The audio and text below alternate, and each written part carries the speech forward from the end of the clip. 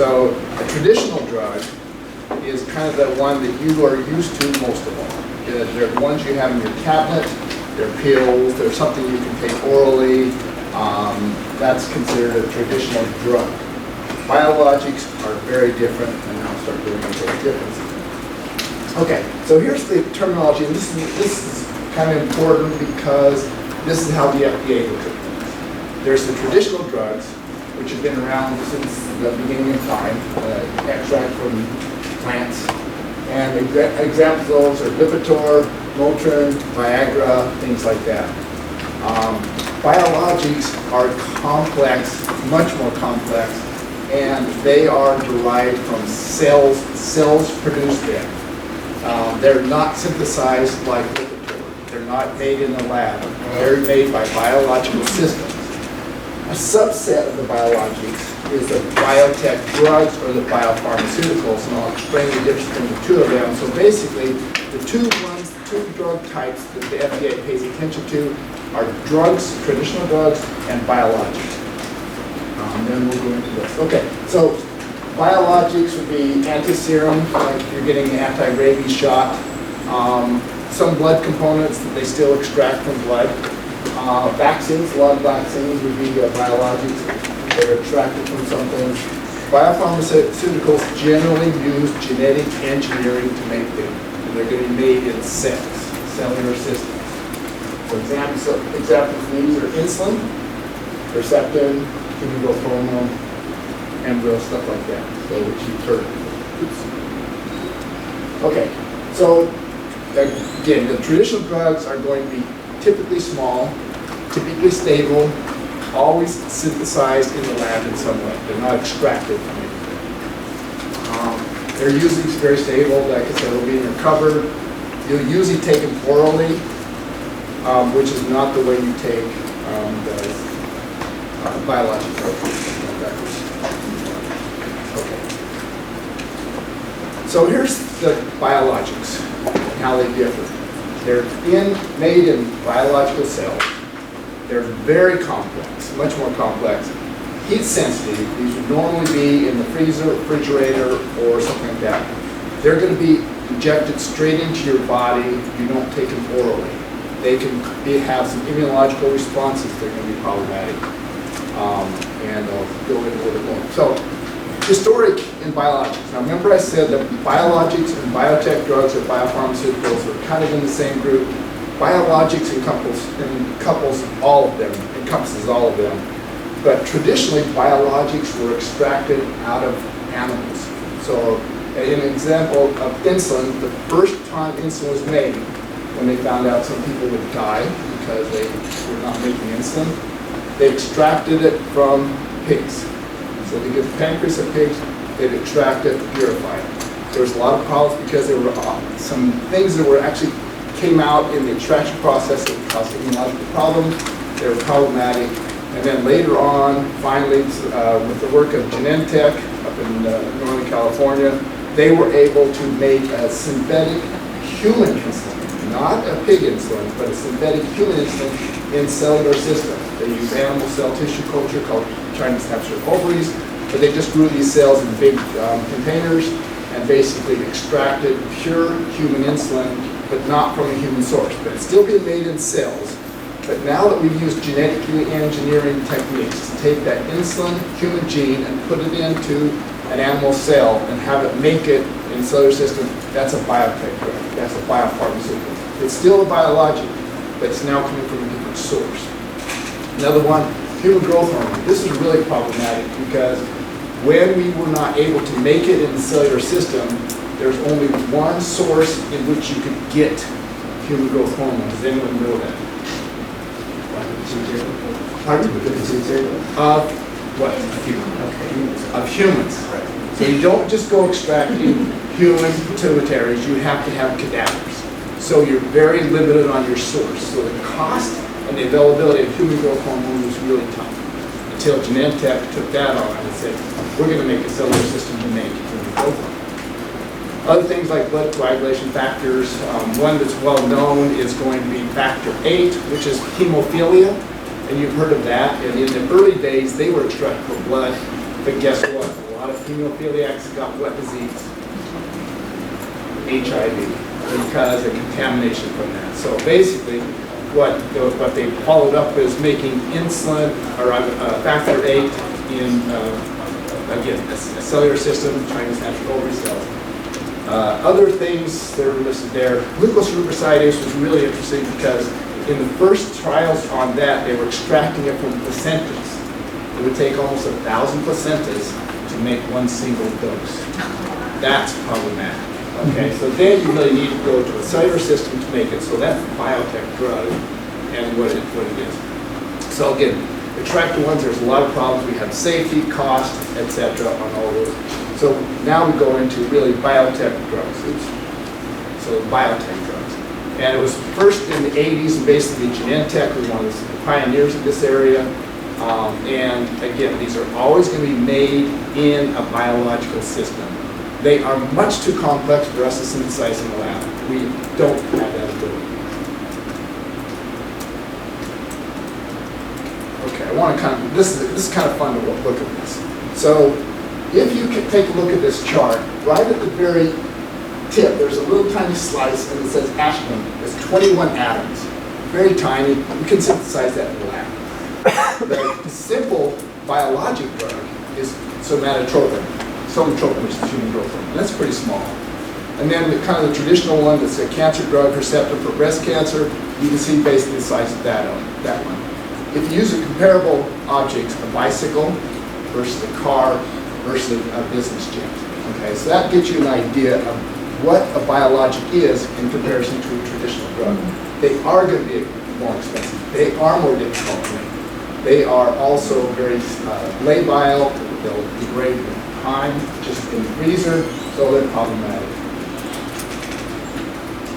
Okay, so this is just a real overview, and I don't want to go into any details, but you can just see in the molecular size, biologics are much, much larger than the conventional drugs. The molecular structure is much more complex. And then the other thing that's interesting is the manufacturing cost, and that's high. And we're going to go into that in a little more detail because that's a problem in today's society. In developing countries, it's really problematic. You can't afford this kind of money. And when I start showing you some of these costs, you'll see what I mean. Okay? So here's how we produce them now in the biotech system. So all the biotech drugs, we can make them in E. coli. Insulin was made first in E. coli. First time they produced it. They now use some yeast to do it. We use animal cells a lot. We use some insect cells with the baculovirus. So if any of you have ever taken, it's going to be the human papillomavirus vaccine, Gardasil.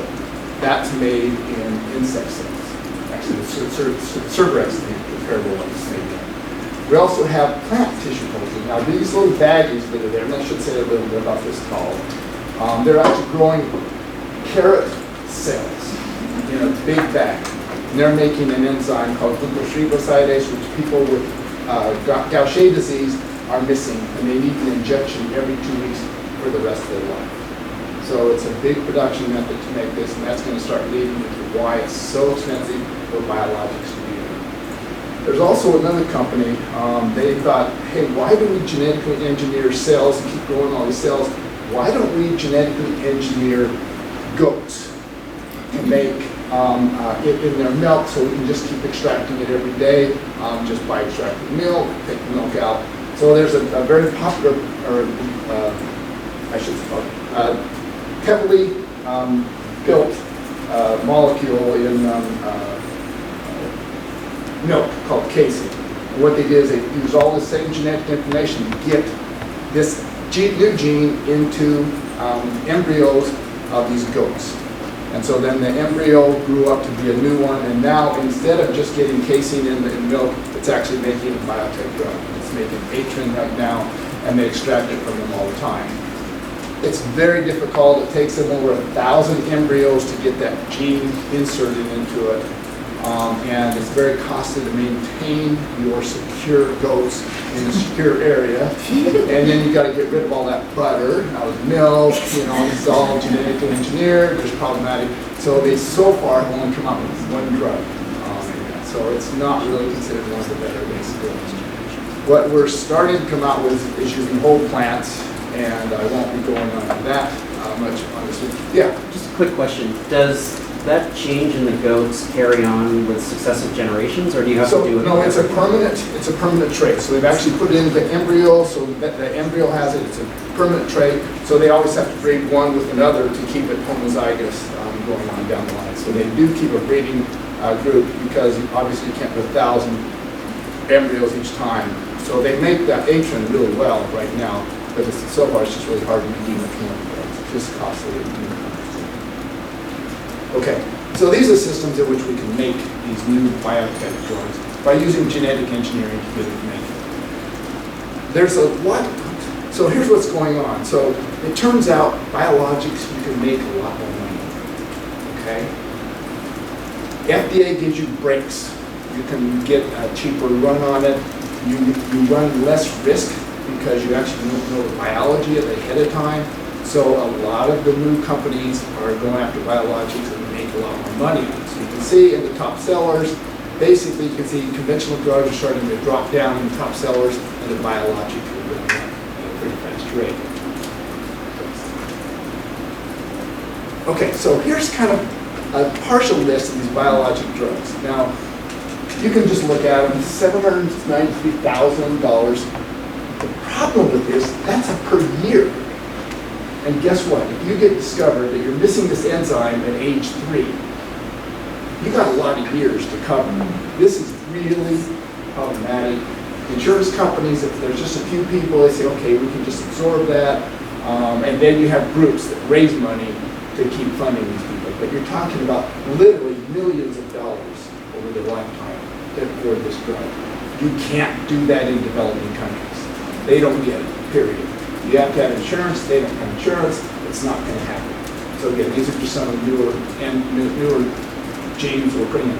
So I think you probably heard from other people there's at least 7,000 rare diseases, and likely a lot more than that. And that means people are missing a specific enzyme and they're having more problems living and surviving. Some of them, it's actually deadly, they'll die within the first year of their life. Others, you can go up to 12, 14, 20, and you can live longer, but you'll eventually die because you have one of these rare diseases. It's likely that we could probably fix most of them in some way by finding out what they're missing and adding them back in there. But look at the cost of it. What is ethical about this? Do we start depriving everyone else of other things because we all need drugs? Who do we take care of first? It becomes a big ethical dilemma. And not only that, but the people who have this genetic defect breed back more. So you actually, it's kind of an interesting thing. I'm not going into the ethics, that's not my area. I'm staying way away from that. Okay. Oh, this is just a review of the top sales. In 2018, I looked at the top number of drugs out there. 90% of them now are biologics. Okay, so the traditional drugs, they're getting cheaper, and by comparison, biologics are staying very expensive. Okay,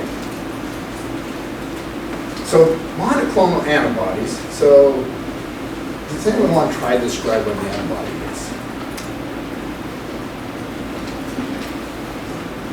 Go for it. Here we go. The antibody is something that attacks foreign substances that come to life. So there's bacteria, viruses, or things that shouldn't be there and recognizes a human cell that belongs there. They'll attack and protect the antibody. Correct. So basically, when you get the flu virus, your immune system makes antibodies that knows how to get on that. It takes it usually 3 or 4 days to make new antibodies, so it takes you 3 or 4 days to get rid of that.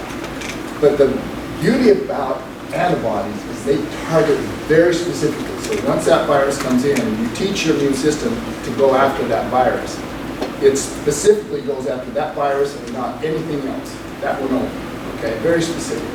That targeting ability is phenomenal. And some of the very first drugs came out in which they found out, and I'll go to one of the really first in the series, was Herceptin for breast cancer. Turns out they found out that at least a third of the women with breast cancer had a specific target that was only found on that breast cancer. And they said, well, can we get your immune system to recognize this cancer? Because in truth, your immune system is still supposed to catch all cancers. And it does when you're a little kid, it usually almost always does. It's a pretty good system for finding it and identifying it and getting it out. So let me go to kind of a picture. So here's an antibody. You can see that Y-shaped thing coming in. It comes to the cancer cell, and now it's specifically targeting that cell, like the Herceptin is targeting the breast cancer cell. Once it globs on, it has this basically ability to attract your white blood cells to come and attack that cell. So it's saying, hey, I know you forgot about us, there's this cancer here, but we're going to remind you to go after this cancer. So what you're doing is you're propping up your immune system by bringing in antibodies that are made in by Genentech or someone else that targets that cancer. And this is how they do with Rituxan for people with non-Hodgkin's lymphoma. They go after B cells. They identify a specific target on the outside of B cells. So now these monoclonal antibodies are being used for a lot of things. And the number of antibodies that have been approved by the FDA numbers in the hundreds that are after very specific cancers, very specific diseases, and they've been very successful at it. They're looking for ways to make them less expensive because, again, when I go back to that model of how much it costs to make an antibody, it's pretty expensive. And it can't be used for everyday diseases. That's why they go after cancer, because people will spend a lot more for cancer because otherwise you can't. Okay. There's some other things in which we harness your immune system. So again, I went into the saying your immune system is supposed to find cancers, but cancers are basically pretty persuasive in finding a way to grow inside your body. And so they found a way. They know that, so your white blood cells kind of go and ask the cancer cell, hey, are you a cancer cell? And if it says, no, I'm not, and it does, it has that ability to do with a little handshake. It says, here's a secret handshake, I'm really not cancer. White blood cell says, yeah, okay, it takes off, it doesn't go after cancer. So there's little tricky things that cancer cells do. So what they've identified with that, and they said, okay, we're going to find some way to block that secret handshake that the cancer cells have learned. So basically, they get a targeted antibody that goes under either party, either the white blood cells or the cancer cells handshake, and blocks one side. Now, since your immune system comes, it sees the cancer cell, it doesn't get the secret handshake, it says, okay, it targets it and goes after it. So that's a new class. Keytruda, Opdivo, these are two different kinds of biotech drugs that have been discovered. This one's particularly well known because Jimmy Carter, and I don't know if any of you remember Jimmy Carter, it's back from a long time ago, but he was a president of the United States. But he was really considered to die. One of these brain cancers, the melanoma type, are really pretty disastrous. So anyway, so we're seeing more of this and more of this every day. There's in the cancer field, there's a lot of cancers now that we just couldn't go after very easily and simply because we're starting to understand. I know that the City of Hope and other places are starting to sequence the genome of every cancer. Right now, if you remember, we call cancers by where they originate. So it's breast cancer, it's lung cancer, it's cervical cancer. It turns out that's really kind of just a bad way to organize things. You want to find the genetics, what kind of cancer that is, what is more specifically on that. Let us know how to target it, not where it started, but what its mechanisms go. So they're starting to sequence them all, and now they're saying, oh, geez, some of these things that we were using Herceptin for breast cancer, we can use that for some pancreatic cancers, okay? Because they're now doing genetics information on it. And then if people start doing a lot more of this genome analysis, they're going to find out basically people who are more susceptible to these types of cancers, and we can probably pre-treat to get it so that they don't have cancer. So we're making these inroads to cancer that we've never been able to do before. There's not one cure for cancer. There never will be one cure for cancer. There's so many different types of cancer. There's going to be literally hundreds of cancer therapies coming out there.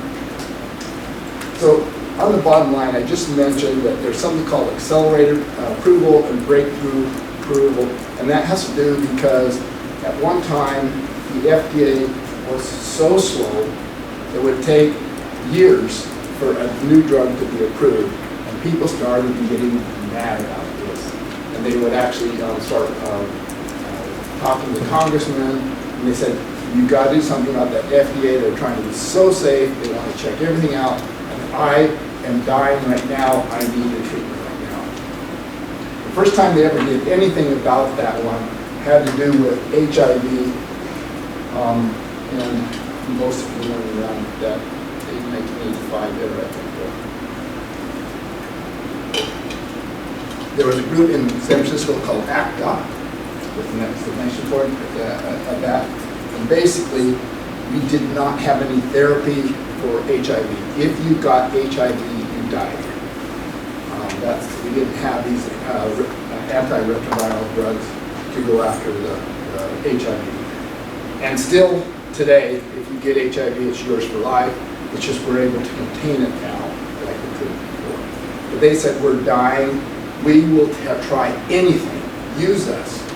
And they basically went to the congressman, they raised all kinds of hell everywhere else, and ACT UP was actually successful in finally getting the FDA to find a faster way to get drugs approved. And that's been going on along faster and faster. This breakthrough process now, you can actually start a phase 1 clinical trial and go all the way through to the end in a matter of a couple years, even faster. If it's just successfully working, you can get that approval. There's something, one of our local companies here came up with a way to go after hepatitis C, to actually remove it from your body. Hepatitis C, you've never known how to get rid of this virus. And once you had it, it slowly attacked your liver, and over a period of time, you get cancer. Now this new drug actually took out and killed the virus. Now, this isn't a biologic, but I wanted to bring that up because it turns out that came through on breakthrough therapy. Basically, the FDA saw these results coming in, and it was a total cure. They said, there's no reason to wait. We need to get rid of all the people who are on the placebo, get them all on that, and it's been basically 100% approval. The problem was removal. The problem with it is they charged $84,000 to $100,000 for a 12-week treatment to get rid of hepatitis C. People were mad at Gilead for charging so much because you could go down to South America and get it $3,000 and things like that. Turns out I just heard a few months ago Gilead did reduce the price substantially, and that way it can be used for more people. Okay, again, that's not a biologic, that's a traditionally synthesized drug. But these accelerated approval and breakthrough is how the FDA is trying to help things go faster. And they're also getting some breaks as far as time and cost to the drug companies because of that. Okay. So here comes the next thing. So here you have your Gaucher disease, and you're missing this glucocerebrosidase enzyme, and they discover it when you eventually, when you're first born, they'll do a genome analysis, and they'll say, oh, you're missing this enzyme, and then you start doing this treatment. But let's say you find out about age 1 that you need this enzyme for the rest of your life. We already talked about how much it's going to cost. And it turns out, the first year, since you're just a baby, they don't need a lot of the drug, so they cost only $100,000 a year. But as you get bigger and bigger and bigger, they need more and more of the enzyme, and so pretty soon it's up to $600,000 or $700,000 a year. This is problematic. What if we can genetically engineer you to start producing that enzyme that you're missing instead of injecting it every 2 weeks? Sometimes it's difficult. They have to do an infusion. You have to actually sit in a chair and have a slow drip system go in to get this enzyme into your body to keep you from getting that disease. That's pretty standard. It's kind of the classic way of putting in a lot of these biological drugs. But what if we can genetically engineer you so you make that on your own? A good example is there's a company up in Northern California. They're saying, hey, everyone knows about this hemophilia is missing this factor VIII. And basically anyone who has hemophilia really carries around the vial and a needle, because anytime they get a bruise, internal bleeding, or any cut, or they're going to go to the dentist, they have to get this injection of factor VIII because they don't make it. And so they can't live the kind of life we would like to live. They can't go out and play football. What if they get bruised? It could cost them their life, and do an injection all the time. So it's problematic. And actually, the injection is a great part. I remember back in the early days when people got HIV, they usually used a whole extraction or whole blood from someone else to get that enzyme. But anyway, so what if you can make a little bit of this factor VIII all through your life? You can live normally like anyone else. So again, BioMarin up in Northern California is in the clinical trials on this.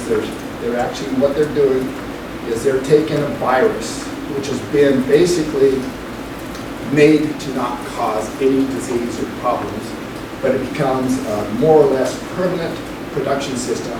So they've taken out some of the genes, most of the genes, and basically now they literally inject it into your calf muscle. And then your calf muscle starts producing factor VIII. No more injections. Glucose reversidase, you can see the same thing like this. What if your own muscle cells could start making the glucose reversidase? You wouldn't need this single injection. So gene therapy is new. And when I say new, we've been kind of trying to do various forms of that for quite a while, but we basically have not really got anything approved until recently.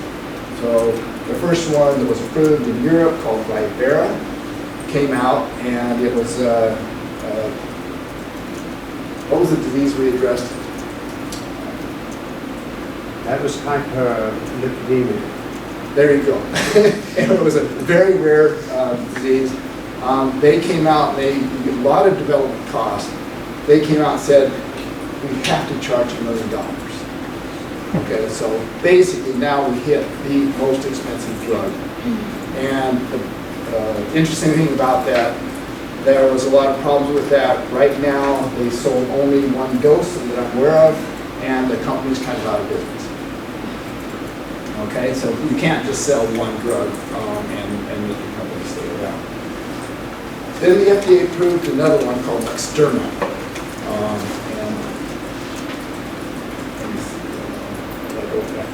Okay, so again, what we're thinking, going back to gene therapy, you're going to have your body make something that it doesn't make. Okay, you were born with that genetic defect, and now you're going to use gene therapy, modern technology, and you can see this happening with all the CRISPR-Cas9, which you'll learn about later on, ways to put new genes in your body. Right now we're using viruses to get the viruses that have been inactivated in a lot of ways to add the gene back. So that's kind of gene therapy. The primary viruses are the ones that we use. So again, the FDA, the first one was approved 2017, and that was Luxturna. And that's injected directly into your eyeball.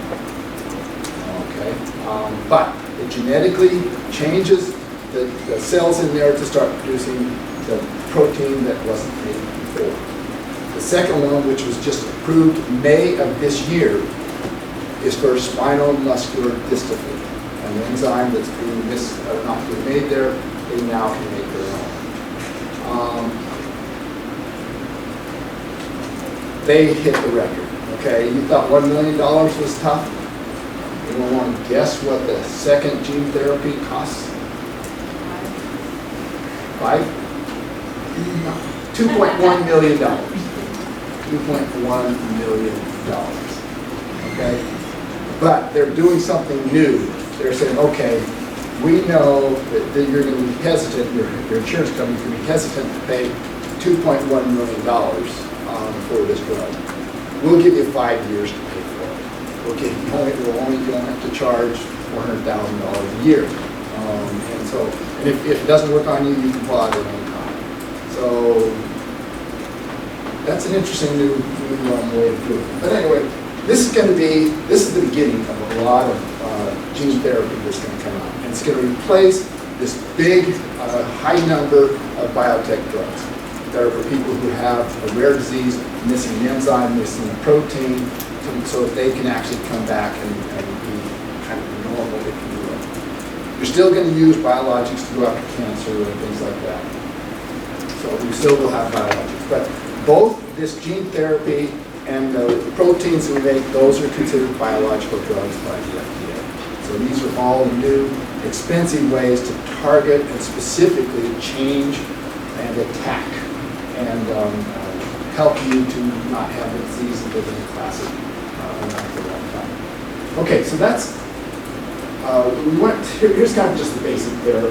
Thing. So you basically take this vector, which is a virus, and you take a few genes out so it's not so disastrous to you. You then add it into there, and then this virus is able to basically get into your cell, and in some cases get it either outside of your own chromosome, or in some cases introduce it into your chromosomes. And then that starts producing the protein that you're missing, and you get your effect that you desire, so whichever effect you're looking for. Okay. This is the number of gene therapy clinical trials worldwide. This is dated 2016, it's higher. You can see there's a lot of gene therapy clinical trials going on right now in a lot of different places all around the world. So it's going to be more common as you start building up. Okay. So there's two ways to get this gene in. So I talked about what they do right now. They inject it straight into your eyeball, they get it into your leg muscle. There's a lot of different ways they can do that. And that's called in vivo. So you're taking my body, your body, you're changing your body within your body to start making that cell. That's called in vivo, this Latin in life. Ex vivo, it's still live, but it's done outside of your body. So there's a therapy called that maybe some of you heard of, called CAR T cell therapy. And CAR T cell therapy is basically a new way of attacking cancers by teaching your white blood cells what they should target. So what they do is you go in and they pull out your T cells, which are white blood cells. They actually pull them out of your body, only what they need. Okay? So they get a population of them, they take it into a lab, you go back home, and then in the lab they actually use genetic engineering, just like I just showed you, to take a gene and permanently put it into your own T cells. And then what this gene does is it tells that T cell, here's what I want you to look for. So it has a little signal that's found on the cancer, and that T cell is now going to target that cancer. Okay, so now the immune system is ignoring it. Now it's being taught by using genetically engineered mechanisms to give it the target to go after. Then what they do is populate it into a higher population. You come back in a week later, they inject your own highly populated, now genetically engineered and targeting cells, and they go after the cancer. Okay, they target that. So we have two of those drugs like that, Yescarta and Kymriah, and they're both called CAR T cells. CAR T means chimeric antigen receptor, so basically it's just a name for it. So if you ever hear CAR T cell, it's ex vivo. They're actually taking your cells, genetically engineering them outside your cells, then giving them back to you. So you're not genetically engineering your whole body, just that cell population. And it's been very successful at totally eliminating the cancer. So this idea of targeting, teaching your immune system to go after things is pretty stuff. So I think a lot of you heard that the immune system is being now reactivated to go after your cancers because it's been ignoring it, or else the cancer's been finding ways to get around it. Now we're finding out what the tricks they have, and we're actually teaching them how to go after the cancer. So those are two examples of that. Oh, this is just so in vivo therapy. That's where they actually have to get into your whole body. There's things actually called gene guns, which they're using, which is they actually just take it and put it next to you and it shoots little pellets. The pellets make it all the way inside of your cells. That gene gets in your cell. That's called a gene gun. They use recombinant viruses. They're dealing with the cells. The most successful so far have been recombinant viruses. And sometimes they use a combination of the gene gun to take in the virus. The ex vivo, so this is kind of where they take your cells out, repopulate. So that's going to be Chimera and Escarda are the mechanisms for the ex vivo. Okay. I'm going to end up with one slide, and then we can talk about it. So here's the price of gene therapy. So yes, Carter will take your blood cells out, change them, genetic, and give them back to you. That's $373,000. The good part about that, this is one-time therapy. You don't have to give an injection. It's not even chemotherapy. It's not like you get it every 2 weeks or whatever. You get a one-time treatment to go after that cancer. Sure, I've raised $373,000 just to get rid of my cancer. Chimera, Novartis is $475,000. And then there's another one that's similar. And then we go into the gene therapy in vivo, and that's going to be the Luxturna. Again, Libera, which is was basically no longer exists. And then the new one that comes out, it's for the muscular dystrophy. So you're going to see more of this coming out. What we do know is the technology in making this gene therapy has been complex and very costly to make it. The good side about this is it takes a while to really learn how to make it faster and cheaper. And someone has to pay the costs. And so as we go through with more and more gene therapy, the prices are going to come down because there's going to be more competitiveness, and the FDA is going to address it by not allowing biosimilars to come out, so the primary drug manufacturer won't be able to just dominate forever the rest of life. So there's a lot of things to keep going on that. So that's an overview of biologics with a little introduction to traditional drugs, and I'm well within my 45-minute period. so any questions on some of these things? This may be a different mechanism. I'm a psychologist, so this is all new to me. But has there been any gene therapy in the realm of autoimmune diseases? Because that's kind of a different, then the immune system is on hyperdrive. So there's no gene therapy that's been approved yet, but there is some that's in clinical trials, and there are a lot of biologics that go after that. So basically, multiple sclerosis, which is a well-known autoimmune disease. A lot of them like that, they're actually using things that target T cells, which are usually the problematic portion of where T cells are doing. So there are drugs that are actually biologics that treat that for that thing. Good. Other questions? Yeah. Are all but the last one on this list cancer therapies? The last one? No, Luxturna is a missing enzyme in the eye. But the three top ones are cancer therapy, where they're actually taking your cells out and teaching them to target. And again, the one that I know Biomarins in the clinical trials with, which is factor VIII, there's going to be just you're missing the enzyme. The interesting thing about that is their hardest thing that they've told me is that they have to convince the FDA that this is worthwhile. Because genetically engineering is always the FDA worries about genetically engineering people, and they're saying, but they can already inject themselves. And there's Biomarins saying, yeah, but it's the quality of life. Take a look at if it were you, and you have to sit on the side, and you have to be very careful. You can't go play ball with the kids, a lot of stuff like that.